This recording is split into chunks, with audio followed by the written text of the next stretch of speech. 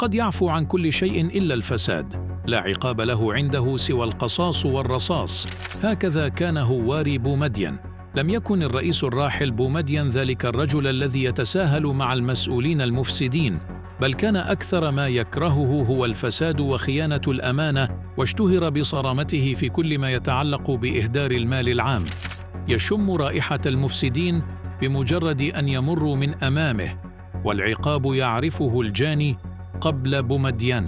كان رئيساً يحمل على عاتقه مسؤولية كبيرة لحماية شعبه وضمان تقدمهم وسلامتهم. ومن بين أهم التحديات التي واجهته كان الفساد الذي انتشر في مؤسسات الحكم والقطاعات المختلفة.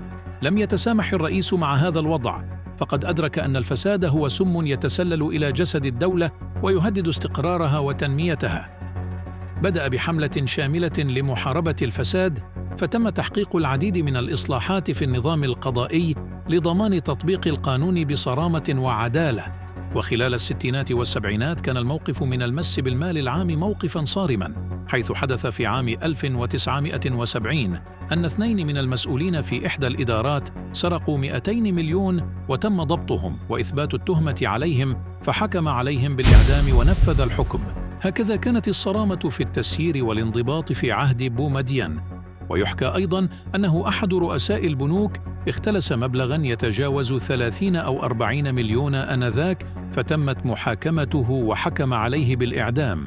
أثناء تلك الحملة تم اكتشاف فساد هائل في كل القطاعات التي تؤثر بشكل كبير على اقتصاد البلاد. وجد الرئيس نفسه أمام تحد كبير، لكنه لم يتراجع بالتعاون مع السلطات القضائية. تمكن من كشف الفاسدين وتقديمهم للعدالة. بعد محاكمات طويلة صدرت أحكام قاسية بحق المتورطين في الفساد، بما في ذلك بعض المسؤولين الكبار والأثرياء المتورطين في هذه الشبكة.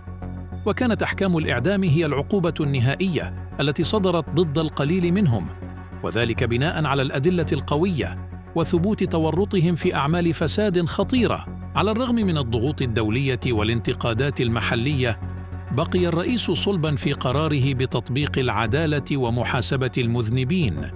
ومن خلال هذه الخطوة الجريئة نجح في إرساء ثقافة النزاهة والشفافية في بلاده، مما ساهم في استعادة الثقة بالحكومة وتعزيز الاستقرار والتنمية المستدامة في البلاد.